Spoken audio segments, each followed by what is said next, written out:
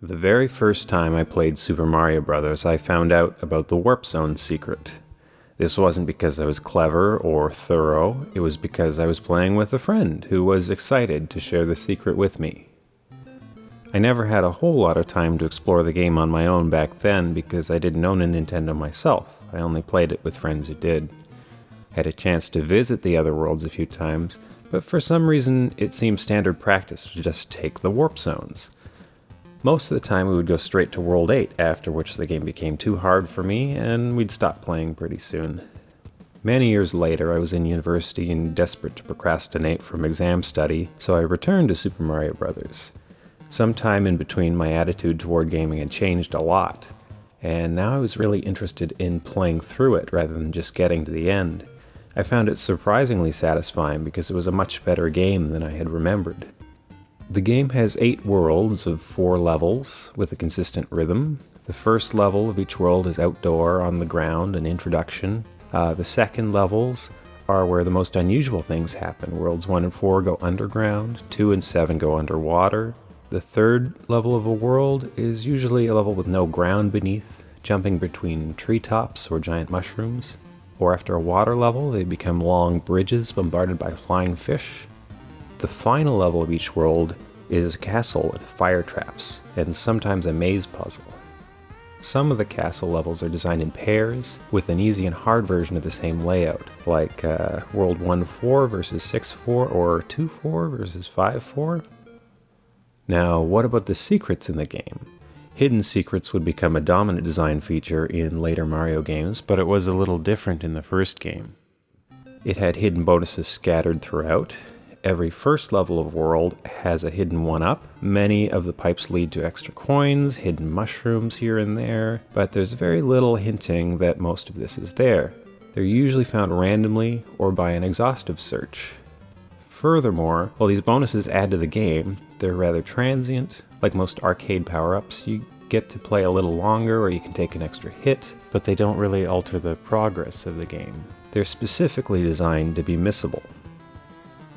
This game does, however, have one really exceptional hidden secret, which is the warp zones. A lot of games had level skip cheat codes in them, probably put in by programmers to make it easier to test. But this game is unusual because instead of just leaving in a debugging feature, they realized players could enjoy discovering and using it, and integrated it directly into the game. Unlike the other secrets, which generally just make the game a little easier to play, the warp zones are a key that lets you quickly get to any part of the game you want to play. There are 3 warp zones. They are all contained in the 2 underground levels, 1-2 and 4-2. The underground levels, unlike most levels, have a ceiling, but this ceiling has the non-obvious property that there's actually nothing above it, and you can walk on top. The only gaps in this ceiling appear where there are moving elevators, which kind of draws attention away from them, helping to keep the secret. 2 of the warp zones are reached by running all the way to the right of the level on top of the ceiling past the exit pipe. You could discover this in World 1-2 first, but the way it's designed, I think you're intended to find it in 4-2. The hints in 4-2 are much stronger. The first hint that you can walk on this ceiling is this outcropping past the first elevator. The elevator's moving down, but if you're quick, you can get up to this lowered platform which sticks out very deliberately, almost like a stair-step, encouraging you to step up to the ceiling. The second hint is this pair of elevators. This pair of moving platforms is similar to the ones in 1-2, but instead of the dangerous wide gaps surrounding the elevators in 1-2, these are very narrow, and the second elevator goes up, so it's extremely easy to get from it to the ceiling on the right. The third hint is at this last down elevator. This is not a way up to the ceiling, but here again the gap is very narrow. If you're already on the ceiling, there's a great temptation just to jump across it and see what happens. And interestingly, if you do this, there's now no way to finish the level normally. You have no choice but to find the warp zone. The fourth hint is one final chance just before the end of the level. There's a tall pipe that you have to stand on to get by. If you're big when you jump to it, it's very likely that you'll bash into the ceiling and break part of it. And it's very easy to be big here because this level actually has 4 mushrooms, which is the most you'll find in any level in the game. This is the last hint that you can get above. Once you're on that pipe, you can easily break the blocks and climb up. Not only does the design of this level lead you to find out that you can walk on the ceiling, but it also makes it very easy to stay on the ceiling and reach the warp zone. In contrast, you can get to the ceiling easily in 1-2 early on, but the hints that you can do this are relatively weak. There's only one gap in the ceiling, and it's the very wide gap around the 2 elevators at the end, which is distractingly dangerous.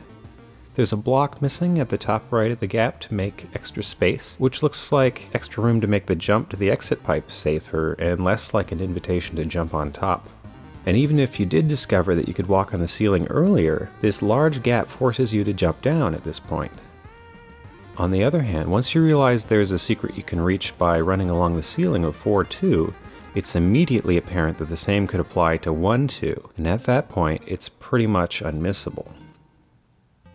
After this, the discovery of the final warp zone as the beanstalk is kind of obscure.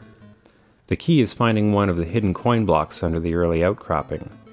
There's not much reason to try jumping there normally. A Goomba or a turtle here would have made them very easy to run into, so I think this space is deliberately plain.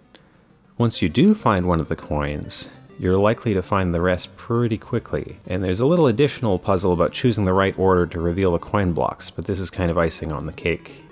The hard part is finding one of those blocks to begin with, and as a hidden secret, this is more or less unrelated to the other 2 warp zones. I think the only reason it's in 4-2 is to keep them together for convenient use.